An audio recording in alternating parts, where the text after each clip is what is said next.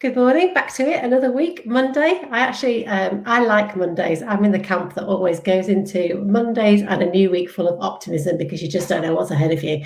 And I really have been struggling with loads of anxiety, probably mostly to do with the menopause, but also because of the COVID situation and what's going on and the changes that we're having to make in our lives. So I have been struggling with that. So I'm sure lots of people can relate to it, but I have started running and I'm really enjoying it, and it's actually making me feel loads better. So I started this morning at 7:30. I went out for my run, so I've had that ticked off. So it's given me a real boost of energy, which I absolutely need to do talking to this morning's guest, Star Monroe. If you've not heard about her, please go look her up on Instagram because she's just amazing. And without further introduction, I'm going to introduce Star to you, and let's get this conversation going.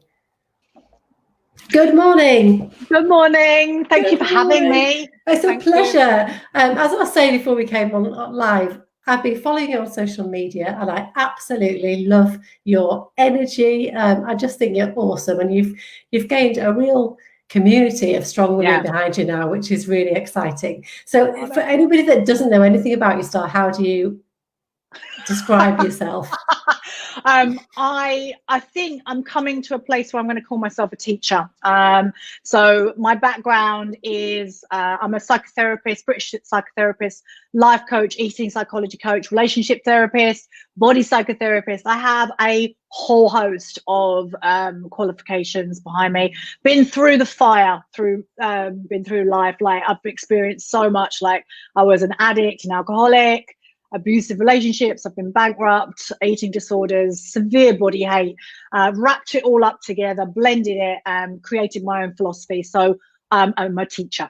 And yeah. Fabulous. And I love your honesty. That's what's so refreshing about you. You do talk about all the things that you've kind of come through in life, and it's brought you to this point now. Yeah. And now you are about kicking life back into midlife women, kicking and screaming and giving people the kind of chance to live their life to the full. Yeah, definitely. Like we were just saying a minute ago, I mean, I've been through various we've all been through so many ups and downs. Like I'm 50, I've been through so many ups and downs, and my last down was about 3-4 years ago, where I completely lost who I was. I didn't know who I was. I lost all my courage. Life had really knocked everything out of me. And I've been slowly sort of rebuilding myself since then. And when I and as I'm kind of coming through my 40s towards 50, there's so many changes in your 40s, so many changes. And I was like kind of floored by all of them. But I've done, my main belief is you've got to do the inner work. You've got to keep working on yourself, find out who you are. And a lot of my work is around the patriarchy, disrupting the narrative that women are told that there's something wrong with us, that our value is based on our looks, our youth, our slimness, our skinniness. And so like I've done a load of research on all the industries and sort of unhooked myself from the nonsense that's around. And I still think out there, I know there's so many groups that women kind of go to for support for menopause, for midlife. And it's still like, they're still harping on about the same narratives. Like it is hard and it's despondent, and it's not, there's another way to live your life. There is another way, and that's the way that I live my life. It's what I teach everyone that's around me, and it will bring you so much joy, and you will be able to manage everything so much easier as well. That's not to say that life doesn't throw you curveballs, but it's all about learning how to manage the curveballs. And that's the thing that I don't see out there. It's just, and it's not women's faults. We're taught by culture, brainwashes us into believing that we have to pit ourselves against other women, that we connect with other women over our boo-boos, over what's wrong with us. And that's not the way. You're not going to raise your energy. You're not going to feel better. You're just going to kind of stay stuck in the same place. And I'm all about, and I'm not about dismissing what's going on. It's the therapist in me. It's women need to be heard, validated, accepted. It's so important, and we don't get that in our lives. So that's how we're seeking it out, especially at midlife. But when you give women the space to just kind of be you're all right. You know, whatever you're going through, it's okay. And then you give them a choice. Do you want to change? Do you want to stay here? And then if the ones that want to change, they're the ones that are going to come into my world, and start to do things differently. So it's the midlife revolution. I started off I've got an event running at the moment, but I started off as Make Your Midlife Magnificent. But the more I kind of looked at it, and the more how I'm showing up, I'm a rebel. I'm a disruptor. I'm not here for harmonious kind of to play along. I'm here to disrupt everything. And so yeah, it is a revolution. It's really taking back your power in midlife. Like, if you don't take back your power now, just think about where you're going to be in a decade's time. Like, I've worked with women for over 30 years, thousands upon thousands of women, all different age ranges. And the women who I worked, I had a great big set of women that were in their 70s and 80s. And the ones that were the happiest were the ones that disrupt the system. The ones that disrupted the status quo, that said, no, I am not being a people pleaser. I'm not a good girl. I'm not going to play the victim. I'm going to grab life by the memories and I'm going to live it live. And they're the happiest women. And that's what I want. I see myself as this crazy, wild woman, just living life to the full. And they're the women I want to roll with. That's my community. That's who I want to hang around with. That's what I think is just so refreshing about you. You are completely free being who you are and expressing all the different sides of you. And it's so important that we have the opportunity to show ourselves and be visible in that way, isn't it? What stops women from being that visible? We can't do it on our own. All right. So it's really challenging. So society will brainwash us day in, day out. And it started when we were born.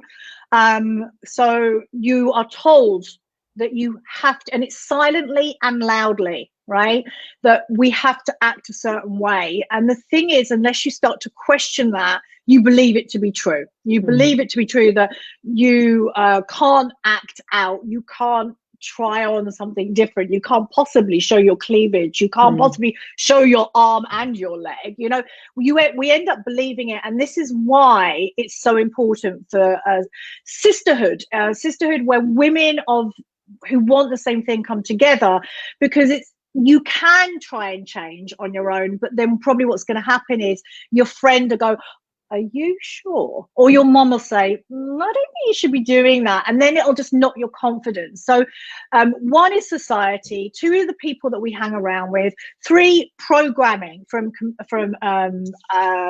social media programs. Also, we are a byproduct of our environment. So that's like everything I've been talking about, but also our upbringing.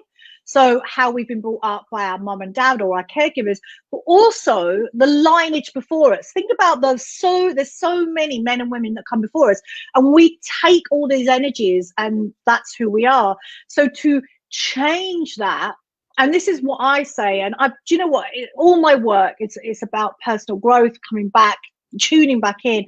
It's like, however dark my days were, and there was some really dark days in my life, that there was always a voice inside me that said, Star, you're going to be okay, and there's more for you, just keep going. And it kind of makes me want to cry, but I'm not going to cry because I just put my makeup on. But I remember my last really low point, I shut the lid on that voice. It was like, don't settle, don't settle, don't settle, don't settle. And I was just like, no, I can't do this anymore. And like life had just beaten out of me, and I just put the lid down. So it's listening to people. And I always believe like your teachers will show up when you need them, right? So right now there are like 1,000 women coming to my event at the moment, and a lot of them are saying, wow, you've just appeared in my life at the right time. And I do believe you just got to keep your mind open. Possibilities are everywhere. Change happens when it is going to happen, not when we kind of want it to happen.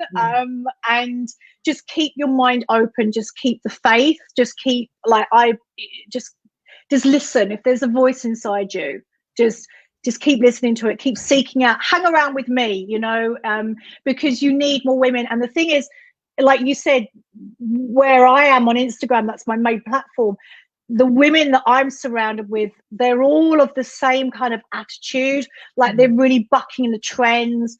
And when I was kind of coming out of my little hibernation, I was depressed. I lost myself.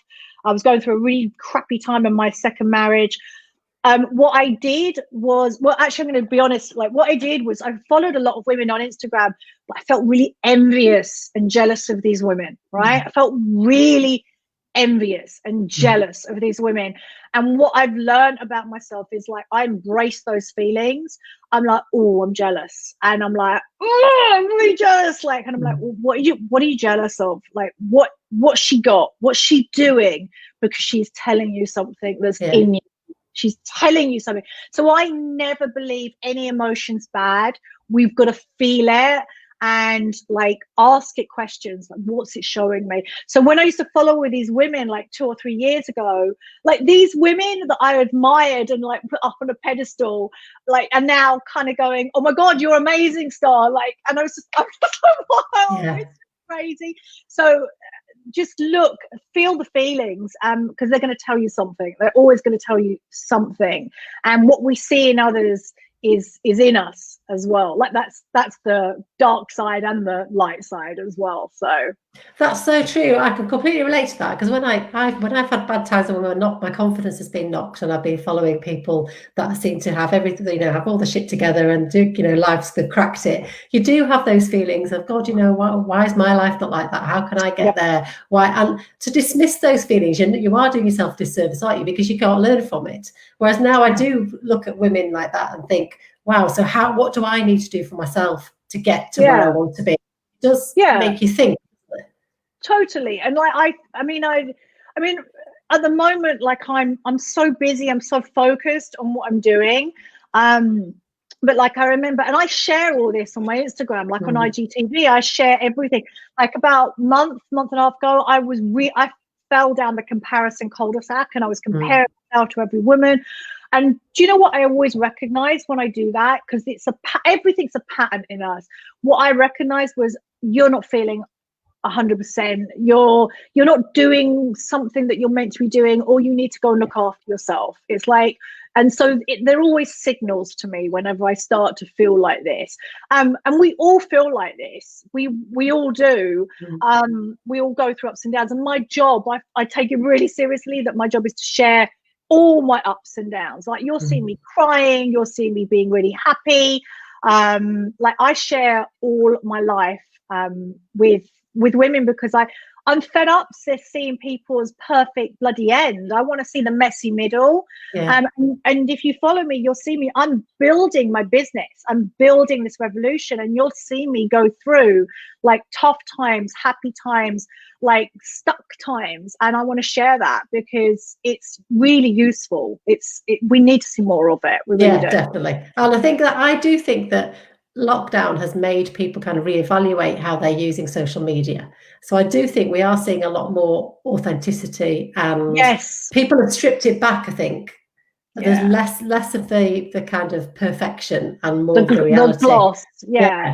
I hope that's my forward. I mean, it's probably because we're seeking it out, Rachel. It's just like, because there's so much gloss out there. There's so much, the veneer of perfection. But I honestly think, as you start going down this route, or you start seeking out, always remember, like, I've always had really bad issues with my body, and I was never really happy with my body. And I've used drugs, alcohol, eating disorders, everything, dieting, clean eating, everything, to kind of get my body sort of into what I thought was an acceptable shape. And I always remember, it was about 2016, 2017, I started to fill my Instagram feed with diversity, with all kinds of bodies. And that really was really soothing, really helpful for me at that point. And that's what I encourage every woman to do. Just keep filling your feed with more authentic, real women, because we're out there. We are out there. And I think there's a lot more now. It does feel like there's a real sense of community on Instagram for women kind of in their 50s that are going through changes and making real positive steps forward. It does seem like we're all coming together with a strength in numbers, hopefully. Definitely. And I definitely see it more. I definitely see it more in the English set as well. Like, my audience is English and US, UK and US. But I don't see that many US women really just kind of embracing their realness. And I mean, I'm married to an American. I mean, I'm separated, but I'm still married to an American, and there is a real difference. But the English women are really rocking it out. I mean, they really are. I love following. There's so many women out there. There really are. Have you always been this open, or is this something that you've learned through everything you've been through, and has age helped?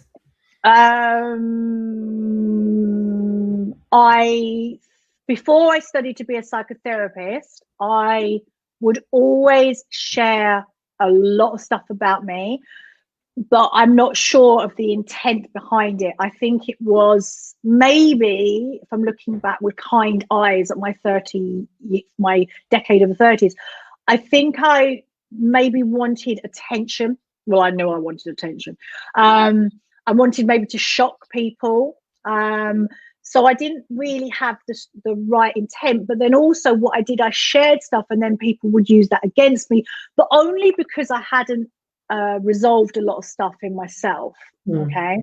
So as I studied to be a psychotherapist, which was my early 40s, my process, and it's still true now, my process is, when I share, I used to write, I don't write anymore, it's video.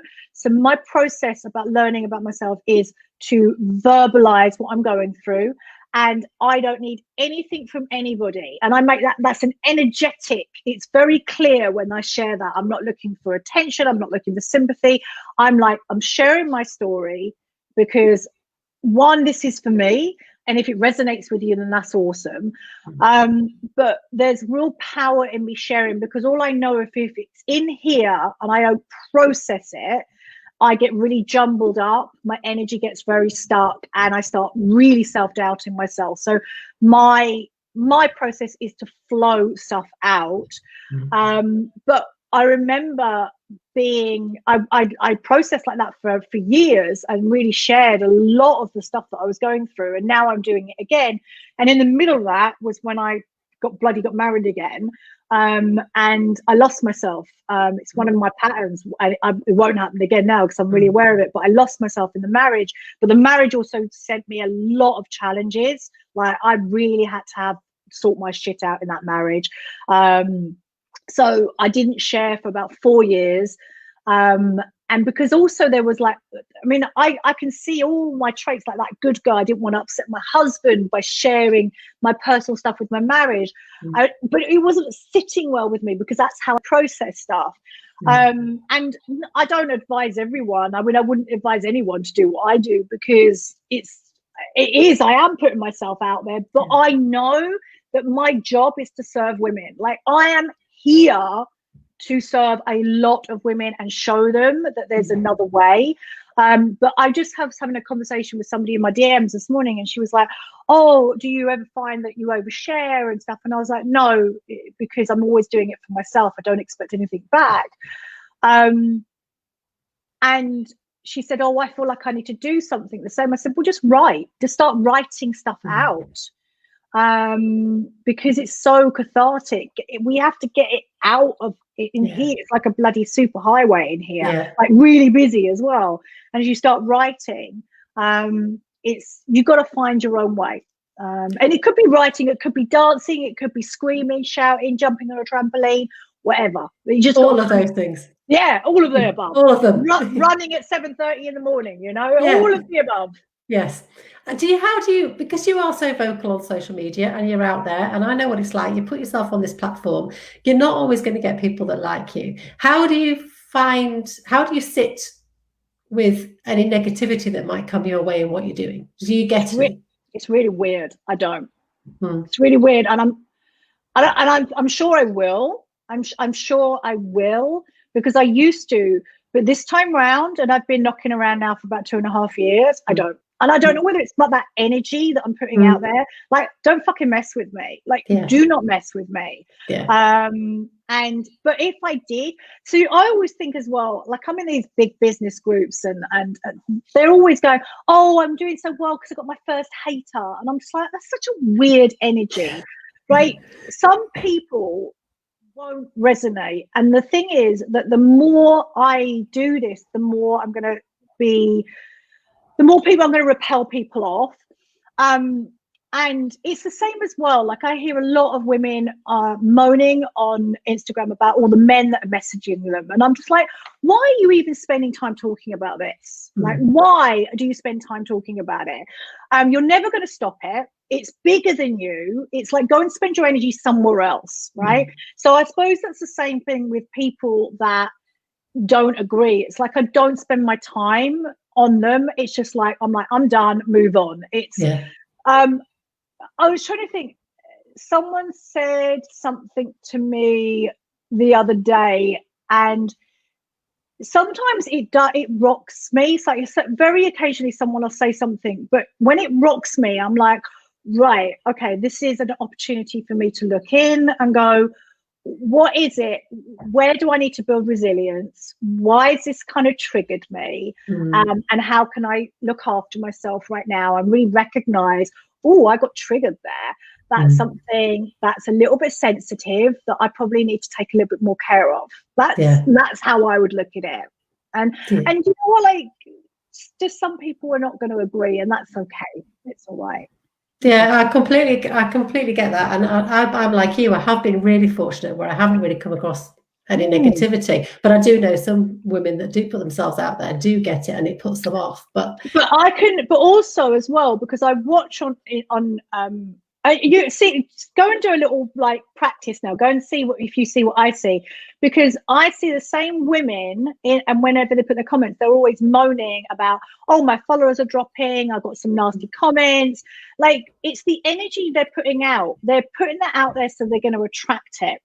I'm not into law of attraction. I hate law of attraction, right? I mean, it's very white privileged, but go and have a look at the energy, and they're attracting it. Oh, woe is me, poor me, I'm getting all these haters. It's like, shut the fuck up and just move on, right? Go and deal with go and talk to a sister, someone who loves the hell out of you. Go and have a talk about it, get them to amp you back up again, and just move on. But do not spend any energy on it, because everything is energy, right? Wherever and this is even more precious in midlife, like, we don't have as much energy. I don't care what anyone else says. We do not have as much energy as we had in our 20s or 30s or 40s. So we've got to look after our energy. So if we're spending our energy worrying about people don't like me, there's always people not going to like you. There's always people that just don't agree with you. And again, this is why I say you've got to do the work on yourself. You've got to do the inner work. Surround yourself with women that get you, that want you to rise, because one of the main powers that women have and that our society tells us not to do is, when we come together, we're so powerful. We're so powerful. But our society will say, she's better than you, she's younger than you, she's prettier than you, so you need to be jealous of her, you need to pit yourself against her, you're in competition. And it's not. Our power comes from collaboration and coming together. That's so true. That's why I set aside the podcast in the first place, because I wanted to be able to share so many different women's stories, because they're not used to having their voice heard. Exactly. And we've all got a story to tell, like you said at the beginning. We've all got a story to tell, and that's so important. And it's all of equal value. 100%. And that's what we need to see more in the media and in the way we're represented. Exactly. And I'm not 100% sure if we ever will, but until, like, the big stuff around us, like the money, and we have to create our own. So you're creating yours, I'm creating mine. We cross over, and that's how it all starts. So am I right in thinking that you've done all this training since turning 40? Since turning 40? Since when? Since I was 40? Yeah. Since you were 40, have you done... I did these 10 years. So between 40 and 50, I've trained as a psychotherapist, eating psychology coach, relationship therapist, body psychotherapist. That's what I've done in these 10 years. And then before was another load. And then before that was another load. So back in 2012, maybe 13, I was working really hard. I had a big life coaching business, and I had a pole dancing academy. I was running huge events. And I remember then I was ready. Well, I thought I was ready. I was ready to come out into the world and share my story. And for some reason, it didn't work. Everything conspired against me. I had a massive breakdown. And it was at that point I went, right, I have all this life experience. I need to back that up with academia now, like with professional qualifications, so I can help women. So that's when I went back. I think it was kind of after that I went back and started to really build my foundations, because I knew I had something back then, but something was missing. And now for me, I mean, I'm here to do big work. I'm here to change a lot of women's lives, like thousands of, tens of thousands. And I knew that I needed all that academia as well, because we're in a funny world, right? And we're in a funny world where qualifications still do matter. And I really want, and also life experience matters, but I wanted both. I wanted people to go, actually, she means business. Like I do. And I'm heavily invested in myself so I can be a service to women. I think there's that word investment, isn't it? In whatever that looks like to a woman, it's so important. And that's the one thing that we really neglect as women, to invest in ourselves. It's again, society will tell us that, again, we believe all this. It's been very much that looking after ourselves is frivolous, putting ourselves first is selfish. We can wait, we need to pay for this, we need to look after this, and we need to do that. And actually we put ourselves first.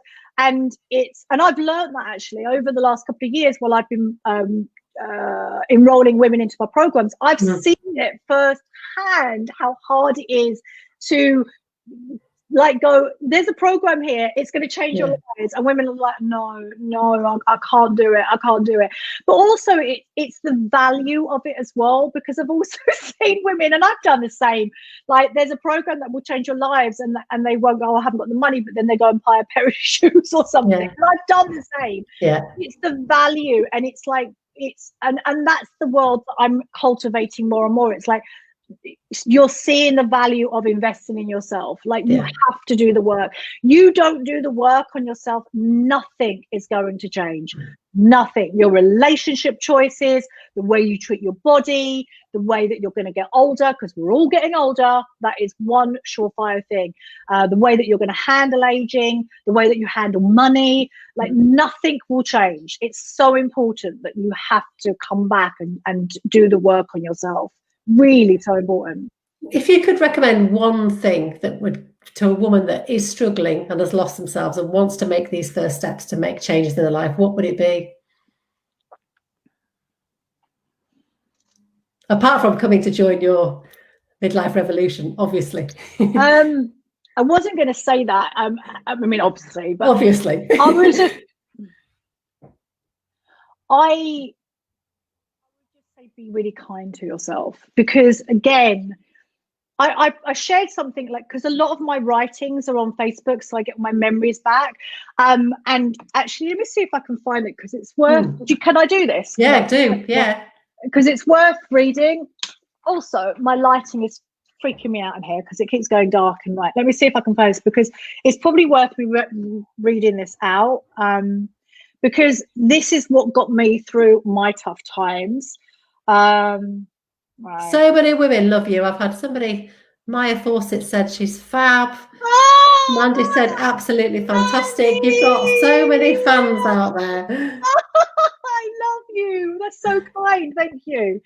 So I wrote this 4 years ago, and this was in the middle of my shitty. I mean, I am very grateful to my second husband because he's taught me so much. But it's been one of my most challenging relationships ever. So I was in the middle of this. Starts off, do not waste your time hating a failure. Failure is a greater teacher than success. And that's by one of my greatest mentors and teachers, Clarissa Pinkola Estes. So then I go on to write, oh, my glorious friend, how sharp these words reverberate around my soul. Failure can bring us to our knees, tear us apart, and leave us raw and wildly exposed. It can be terrifying, failure.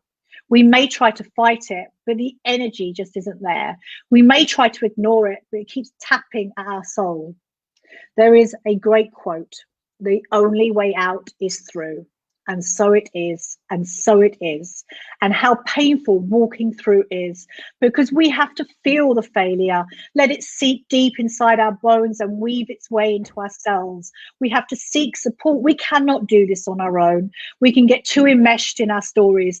We need to hear our words spoken out loud to help us heal. And this all takes time. As much time as it takes, sometimes weeks, sometimes months, sometimes years. Do not hate failure. Please never hate failure, for this failure is part of you. And when you're ready to open your eyes and your soul, tiny pieces of the puzzle will start to reveal themselves to you. Is this easy? Oh, hell no. Is it worth it? Oh, hell yes. Courage, my friend. Courage is what we all need. Not the big, roaring lion courage, but the quiet, gentle courage of putting one foot in front of the other and deciding to slowly move forwards into what, you may ask. Well, that is for you to find out. Thank you so much for sharing that. That's amazing. Thank you. Oh, so true. Gosh. It is true. And then this is what I bring to the equation, because I've been there. Yeah. Right. I've been there. And so do you want me to talk about my event quickly? Is that all right? Yeah, do. Yeah, of course all it is. right. Yeah, do. Okay. Yeah. So this week I'm running an online event. It's called Make Your Midlife Magnificent. And it's a chance for you to come into my world and see what I'm all about. And I'm doing 3 workshops: disrupt, liberate, reclaim your power. And they're all little tasters of what it's of my philosophy and what it's like to be in my energy and in my world. And we finish off with a party on Friday. And I'm opening the doors to my monthly membership club, the Fabulous Collective, probably Wednesday. I think I've made a decision. It's going to open Wednesday. And those doors will be open for just over a week. And this whole week is a chance to see that, there's something else out there for me. It's for the midlife woman who is ready to get out of her own way. So it's not going to be for everybody, because not everyone is ready. Yeah. All right. And I have the deepest respect for that. So if you are ready, then my energy is going to align with yours way better.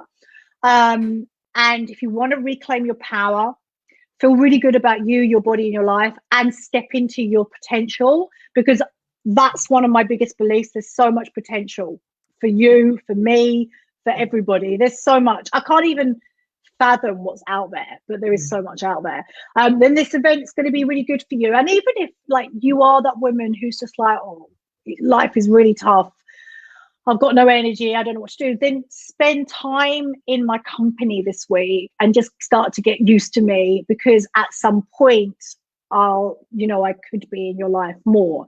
So, but you'll know, I always say, you'll know if it's right. And if you're ready to do the work, then 100% come. The membership is for you, definitely. How can people find you then, Star? The easiest way, will you put a link? Yes, I will. Yeah, no, I'll put all the links on it. Yeah, I will. Yeah. Oh, fine. Then I'll just give you the link. It's easier rather than me reading it out. Do you want to read it? Yeah. No, that's fine. We'll put all the links on, and I'll put all your links to social media as well. That's fine. So we're at the links, and the event's open today. Like I said, I mean, I'm blown away. Yesterday I was having kittens, because I was like, over 1,000 women have joined. And like, I remember last year when I did my first launch, 200 women joined. So I'm just like, oh my God, oh my God. It's just amazing. It's been an absolute pleasure to talk to you, and thank you so much for showing up and helping so many other women. And I know that you're going to continue to do it, and I can't wait to watch you grow and reach all these women and make changes to people's lives, because it's real and it's really important. So thank you so much. It's been an absolute pleasure, and I hope our paths cross again. I'm sure they will. Yeah. Thank you, Star. Take care. Thank you. Bye. Well, I don't know about you, but I feel super excited to see what Star's going to do in the future, because she is just such a force to be reckoned with. And I can definitely recommend that people go and check her out and check out what she's doing all this week, because she really, what she says and her truth is really resonates with people, and she can make a difference, and you can make a difference to yourself. So I would definitely go and check her out, and I'll put all the links on this after the show. So enjoy the rest of your day, and I will be back on Wednesday when I'll be talking to another fabulous woman.